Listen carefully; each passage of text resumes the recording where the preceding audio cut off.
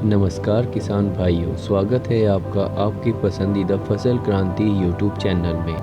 कृषि की वीडियो देखने के लिए और कृषि की जानकारी के लिए आज ही हमारे चैनल को सब्सक्राइब करें और बेल आइकन दबाना ना भूलें ताकि आपको समय पर कृषि से संबंधित जानकारी मिलती रहे। स्वागत है आपका फसल क्रांति में। मैं हूं आपके साथ फिजा काज़मी। सहगल फाउंडेशन लंबे समय से किसानों के लिए काम करता आ रहा है, लेकिन आज हमारे बीच मौजूद हैं पवन कुमार जी, जिनसे हम जानेंगे कि सहगल फाउंडेशन किस तरीके से किसानों के लिए कार्यरत है, आगे क्या योजनाएं हैं, क्या स्ट्रैटेजीज हैं और किस तरीके से किसानों को जोड़ने का काम इस फाउंडेशन के द्वारा किया जाता है। पहले तो सर बहुत बहुत स्वागत है आपका। सर पहले मुझे आप यही बताइए कि सहगल फाउंडेशन है क्या, क्योंकि आज भी कई ऐसे किसान हैं जिन्हें इस फाउंडेशन के बारे में नहीं पता है, इससे वो जुड़े हुए नहीं हैं, तो आप हमें हमारे ज़रिए इसके बारे में बताइए। सहगल फाउंडेशन एक गैर सरकारी संस्था है, एनजीओ है, जो पिछले 22 वर्षों से भारत के विभिन्न राज्यों में किसानों के साथ मिलकर कार्य करती है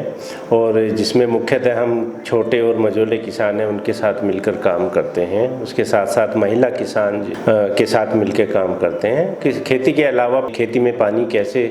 संजोया जा सकता है, कैसे उसको बचा सकते हैं और बरसात का पानी कैसे उसको खेती में उपयोग कर सकते हैं, उसके ऊपर कार्य करते हैं। उसके अलावा महिलाओं के उत्थान के लिए विभिन्न कार्यक्रम हम चलाते हैं और स्कूल्स को लेके स्कूल में बच्चों के लिए एक अच्छा वातावरण कैसे पैदा किया जाए उसको लेके हम पिछले 22 साल से भारत के 11 राज्यों में कार्य कर रहे हैं। सर कृषि उत्पाद को बढ़ावा देने के लिए अगर हम बात करें स्टेट्स की, तो किन राज्यों पर आपका फोकस है? अभी वर्तमान में सहगल फाउंडेशन 11 राज्यों में काम कर रही है और जिसमें करीब करीब प्रत्यक्ष रूप से 1 लाख किसान हमारे साथ जुड़े हुए हैं। अप्रत्यक्ष रूप से करीब 2.5 लाख लोगों के तक सहगल फाउंडेशन की अप्रोच है, जिनके साथ मिलकर विभिन्न कार्यक्रमों में हम काम करते हैं। कृषि एग्रीकल्चर प्रैक्टिसेस की तो कितना ज़्यादा आप किसानों को प्रोत्साहित कर रहे हैं और किस तरीके से प्रोत्साहित कर रहे हैं आपकी फाउंडेशन के ज़रिए? देखिए, हमारा मुख्य जो उद्देश्य है, हम ये चाहते हैं जो छोटे और मझोले किसान हैं जिनके पास सीमित भूमि है, उनकी जो कृषि आय है वो कैसे बढ़े और उसको बढ़ाने के 2 तरीके हैं। या तो जो किसान का जो अभी कृषि पे खर्च हो रहा है उस खर्च को हम कैसे कम कर सकते हैं और दूसरा जो किसान का उत्पादन है उसको हम कैसे बढ़ा सकते हैं। हम किसानों के साथ मिलकर 4R जो हमारी एक अप्रोच है उस पर काम करते हैं, जिसमें 4R मतलब है कि right quantity, right quality, right time and right price. किसान जो उत्पादन कर रहा है उसको सही पैसा मिले वो है, और जो क्वालिटी वो कर रहा है, चाहे वो सीड लगा रहा है खेत में, चाहे अदर माइक्रोन्यूट्रिएंट है, फर्टिलाइज़र है, दवाइयाँ हैं, वो उसकी एक अच्छी गुणवत्ता की क्वालिटी यूज करे। प्लस क्वांटिटी, क्योंकि बहुत सारे किसानों का आपने भी जानते हैं कि किसान जो है ना एक अपने तरीके से फर्टिलाइज़र है, केमिकल है, उनको इस्तेमाल कर रहा है और उसको नहीं पता कि एग्जैक्टली कितनी फार्मर्स को उस ज़मीन को ज़रूरत है। तो किसान एक सही मात्रा में उसका यूज करे जिससे कि उसकी जो खर्चा है वो कम होए और उसके अलावा जो है सही समय पर करे, क्योंकि बुआई का अपना एक समय होता है, खेत तैयार करने का अपना एक समय होता है। तो किसान को ये 4R अप्रोच के साथ हम कार्य करते हैं। सर हम कई बार देखते हैं कि किसानों को नहीं पता होता कि वो कौन सी ज़मीन पर कौन सी फसल उगाएं। सबसे ज़्यादा अहम बात यह है कि किसानों को इस बारे में नॉलेज ज़्यादा नहीं होती और उन्हें अक्सर इस बात का खामियाजा भी भुगतना पड़ता है। तो आप अपनी फाउंडेशन के ज़रिए ये किसानों तक ये मैसेज या ये संदेश कैसे देते हैं, या उन्हें किस तरीके से इस बात के लिए आग्रह करते हैं कि आप अपनी ज़मीन के लिए इस तरह की खेती कर सकते हैं?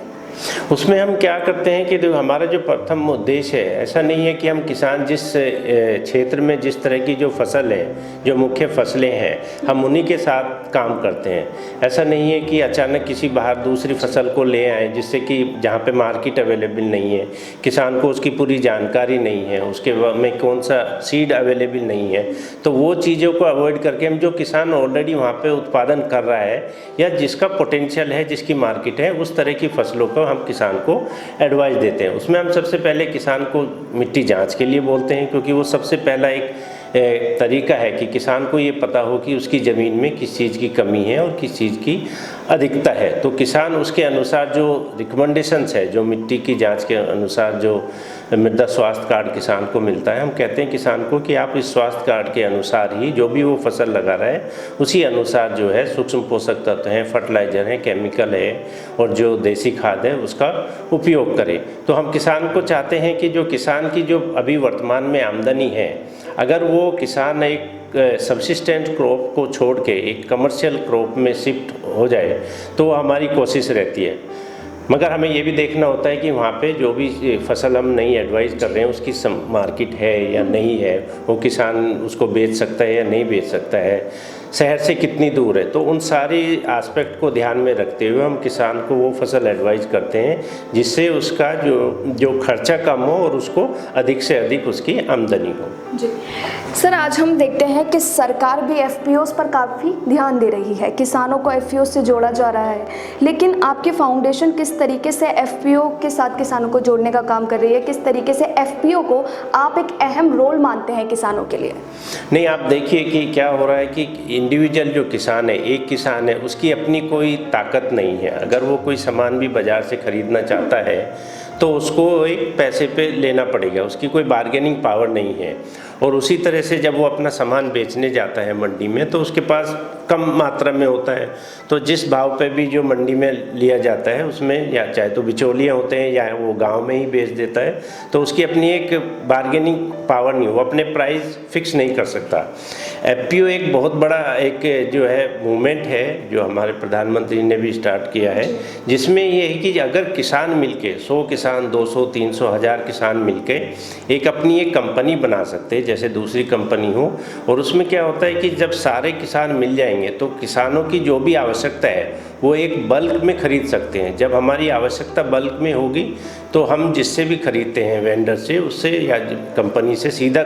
संपर्क करके उससे बार्गेन कर सकते हैं। उसी तरह किसान जो है, जब बहुत सारे किसान 1000-2000 किसानों का प्रोड्यूस आता है तो हमारे पास एक बहुत अधिक मात्रा में प्रोड्यूस होता है, और जो बायर है हम उससे सीधे बोल सकते हैं कि भाई हमारे पास इतनी मात्रा में है और हम उसके रेट जो है किसान के लिए अच्छे तय कर सकते हैं। दूसरा ये फ़ायदा है कि इसमें क्या है कि किसान जो है ना, 1000 किसान मिलके या कुछ किसान मिलके एक कंपनी के रूप में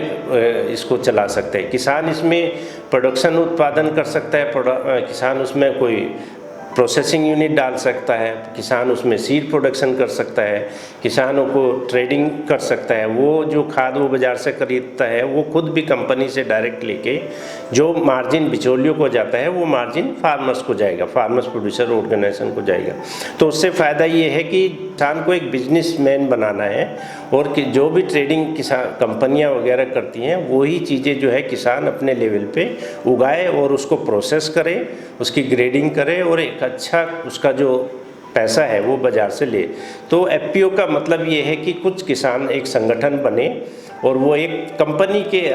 तौर पे उसको पूरे संगठन को चलाए, और जो भी सामान की आवश्यकता है, एक एक किसान को आवश्यकता है, वो बल्क में बाज़ार से खरीदे और बल्क में ही वो अपना उत्पादन जो है बाज़ार में बेच सकते हैं। तो समूह में जो ताकत होती है वो एक सिंगल किसान में या अकेले किसान में वो ताकत नहीं होती है। सर, जैसा आपने बताया कि कंपनीज से जुड़कर एफपीओस पर कंपनियां भी काम कर रही हैं, आजकल हम देखते हैं एग्रीकल्चर की, लेकिन कई कंपनीज ऐसी हैं जो एफपीओ पर काम तो कर रही हैं लेकिन एफपीओ के जो वो संगठन है वो पूरी तरीके से सक्षम किसानों को मदद नहीं पहुंचा पाते हैं। तो आप एक फाउंडेशन के जरिए किस तरीके से इस खामी को दूर कर सकते हैं या फिर कोई सलाह दे सकते हैं? नहीं, देखिए, सहगल फाउंडेशन अभी 10 एफपीओ के साथ यूपी में और कर्नाटक में कार्य कर रही है, और जिसमें हमारा मुख्य उद्देश्य है उत्पादन बढ़ाना है। वो सब तो हम उनको जो भी तकनीकी हैं वो हम किसान को बता रहे हैं कि कैसे वो उत्पादन बढ़ा सकते हैं, कैसे कम खर्चा कर सकते हैं अपनी फसल में। मगर उसके अलावा जो बहुत आवश्यकता है कि जो उनका एक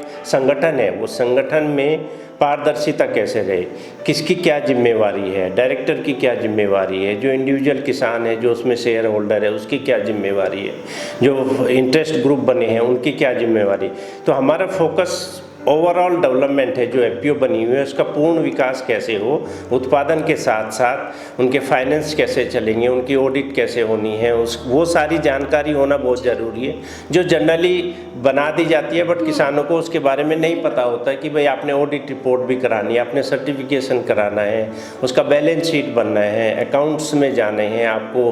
तो अकाउंट्स में ट्रांसपेरेंसी होनी चाहिए, एक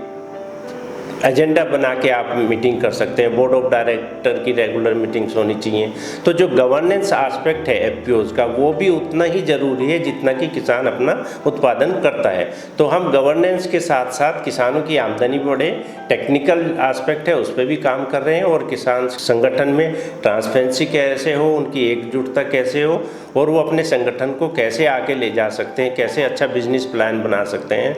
और कैसे आगे कंपनियों से लिंकेज कर सकते हैं जिससे कि उनका उत्पादन जो है वो एक कंपनियों को सीधे बेच सकें। जी सर, ये तो बताया आपने एफपीओज के बारे में, लेकिन अगर हम बात करें कि सहगल फाउंडेशन के साथ आज कितने किसान जुड़े हुए हैं, और जो नए किसान हैं वो अगर आपके साथ जुड़ना चाहते हैं तो वो किस तरीके से जुड़ सकते हैं? देखिए, हमारे विभिन्न चैनल हैं, हम जहाँ भी राज्यों में कार्य करते हैं, हम सिर्फ एक क्षेत्र में काम करते हैं, एक परियोजना के तहत काम करते हैं, बट हमारा उद्देश्य ये नहीं कि सिर्फ वो परियोजना के किसानों तक ही हम सीमित रहें, हम उसके आसपास के भी जो गांव हैं उसमें भी किसानों को जो है अपने साथ लेके चलते हैं, जिससे कि जो जानकारी किसानों को दी जा रही है वो पूरा उसका फ़ायदा ज़्यादा से ज़्यादा किसानों को मिले। उसमें हम कुछ डेमोन्स्ट्रेशन प्लॉट हैं या कोई तकनीक है या कोई मशीन हमने किसानों को दी है, तो वो खेत पे जब हम उसको चलाते हैं या किसान चलाता है तो उस गांव के और आसपास के सभी गांव के लोगों को हम लाके वो मशीनें उनको दिखाते हैं कि ऐसे इस मशीन को चलाना है, जिससे कि वो जानकारी जो है ज़्यादा से ज़्यादा किसानों में जाए। उसके अलावा जो हमारे एक ग्रुप्स बने हैं, हर एक परियोजना में हमने एक व्हाट्सएप ग्रुप है जिसमें ज़्यादा से ज़्यादा किसान जुड़ते हैं, और जो भी जानकारी है, तकनीकी जानकारी है, वो किसानों को उसके माध्यम से हम पहुँचाते हैं। सर, एग्रीकल्चर डिपार्टमेंट की अगर हम बात करें कि एग्रीकल्चर इंडस्ट्री की वक्त के साथ साथ काफ़ी तब्दीलियाँ भी हुई हैं, लेकिन आज भी कुछ खामियां ऐसी हैं कृषि क्षेत्र में जिसे पूरा होना बहुत ज़रूरी है। आप एक फाउंडेशन के तौर पर उन खामियों को किस तरीके से, किस नज़रिए से देखते हैं, और बदलाव की आज कहाँ ज़रूरत है? देखिए, आज के टाइम में किसान जो हमारे भारत में जो है करीब करीब 80% मझोले और छोटे किसान हैं, और जिनके पास रिस्क बियरिंग एबिलिटी नहीं है। धीरे धीरे हमारा क्लाइमेट चेंज हो रहा है, जलवायु परिवर्तन हो रहा, उसका सबसे ज़्यादा जो प्रभाव है वो हमारे छोटे और मझोले किसान पे आता है, क्योंकि उनकी रिस्क बियरिंग जो है क्षमता बहुत कम है। हम किसानों को विभिन्न तरह की जो है परामर्श देते हैं। हम कहते हैं कि किसानों को सबसे पहले वो अपना खर्चा कम करे और उसकी पहले जानकारी ले कि कौन से न्यूट्रिएंट है या कौन सा सीड है या कौन सा दवाई है, जो फर्टिलाइज़र है उसकी आवश्यकता है, और उसी मात्रा के अनुसार वो उपयोग करें। दूसरा, हम किसानों को चाहते हैं कि किसान ऐसा नहीं है कि जलवायु परिवर्तन की वजह से बहुत सारे रिस्क बढ़ रहे हैं, बट हम किसानों को कहते हैं कि आप जो है दो तरीके से काम करिए। एक तो किसानों की जो क्षमता वृद्धि हो, जहाँ पानी कम है वहाँ भी किसान जो है कम पानी में भी अच्छी खेती कर सकता है। पानी कैसे बचाना है, जो विभिन्न तकनीक है पानी बचाने की, वो हम किसानों को बताते हैं। दूसरा जो एक बहुत अच्छा एस्पेक्ट है, गवर्नेंस एस्पेक्ट है, मैं एग्री गवर्नेंस उसको कहूँगा। बहुत सारी स्कीम्स हैं जो सरकार चला रही है किसानों के वेलफेयर के लिए, महिला किसानों के लिए, जैसे महिला किसान सशक्तिकरण परियोजना है, बट वो सारे बेनिफिट एक जो छोटा किसान है जो दूर गांव में बैठा हुआ उस तक नहीं पहुंच पा रहा है। तो उसमें कि सहगल फाउंडेशन एक बहुत अच्छा रोल अदा करती है। मतलब जो हम काम करते हैं, जो भी सरकारी तंत्र है, चाहे वो एग्रीकल्चर डिपार्टमेंट हो, कृषि विज्ञान केंद्र हो, जो यूनिवर्सिटीज़ है, जो राज्य की जो विश्वविद्यालय हैं, कृषि विश्वविद्यालय, हम समय समय पर वहाँ से जो भी तकनीक है, जो भी हमारे साइंटिस्ट हैं या एक्सटेंशन वर्कर हैं, वो हम उनको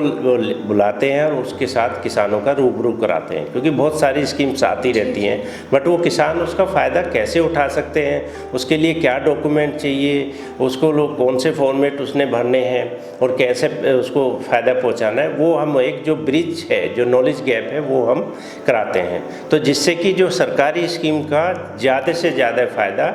गरीब से गरीब किसान तक भी पहुंच पाए। उसके अलावा जो नई तकनीक निकलती है, जैसे यूनिवर्सिटी में नए सीड आते हैं, नई बीज आती है, नई किस्में आती हैं, जो कृषि विज्ञान केंद्र का जो मुख्य काम है कि जो भी तकनीक या रिसर्च हुई है उसको किसानों तक कैसे पहुंचाए। तो महिला किसानों को और किसानों को हम कृषि विज्ञान केंद्र से जोड़ते हैं, जिससे कि जो भी नई तकनीक है वो किसानों तक पहुँचे और किसान उसको अपनाएं और ज़्यादा से ज़्यादा उसका फ़ायदा उठाएं। सर, मेरा आखिरी सवाल आपसे यही है कि किसानों को आप क्या संदेश देना चाहते हैं हमारी फसल क्रांति के जरिए? मैं किसानों को ये संदेश देना चाहता हूँ कि अब जहाँ पे किसान अपना थोड़ा भी पैसा बचा सकता है, वो सिर्फ ये ना सोचे कि भाई आपकी दूसरा किसान क्या फर्टिलाइज़र डाल रहा है। किसान को अपनी जानकारी बढ़ानी चाहिए। सरकार के बहुत सारे ऐसे प्लेटफॉर्म हैं जहाँ पे किसान रजिस्टर्ड करा सकता है, वो अपनी जो उत्पादन बेच सकता है। जलवायु की जो इन्फॉर्मेशन है, बारिश की जो इन्फॉर्मेशन है, वेदर रिपोर्ट है, वो किसान को आजकल अवेलेबल है, सबके पास इंटरनेट है, वहाँ से ले सकता है। स्मार्टफोन, बहुत सारे ऐप हैं जो सरकार ने भी बनाए हैं और अच्छे बड़े यूनिवर्सिटी जो इंस्टीट्यूशन ने बनाए हैं, जहाँ पे वो अपनी समस्याओं का समाधान कर सकता है। अगर उसको कुछ दिक्कत है या उसको कोई कीड़ा लगा है या कोई बीमारी लगी है, तो वो उसको उस ऐप के द्वारा जो है किसान उसका समाधान पा सकते हैं। तो मेरा किसानों से यही उद्देश्य है कि जहाँ पे आप खर्चा कम कर सकते हैं वहाँ पे कम कीजिए, और जो सही तरीके से खेती करने के तरीके हैं, अपना ज्ञान उसको जो है ना उसको बढ़ाने की ज़रूरत है। सरकारी डिपार्टमेंट में जाके जो भी हमारे सरकारी तंत्र में जो विज्ञान एग्रीकल्चर डिपार्टमेंट है या कृषि विज्ञान क्षेत्र में जो साइंटिस्ट है, जो किसान की स्कीम्स है, उनका उसको ज़्यादा से ज़्यादा फ़ायदा उठाना चाहिए। बहुत बहुत शुक्रिया सर हमारे साथ जुड़ने के लिए। तो हमने जाना कि सहगल फाउंडेशन पिछले 22 सालों से किस तरीके से किसानों के लिए काम कर रही है और आगे भी क्या योजनाएं हैं, और भी कृषि संबंधित किसानों को हम जानकारी आप तक पहुंचाते रहेंगे। आप जुड़े रहिए फसल क्रांति के साथ।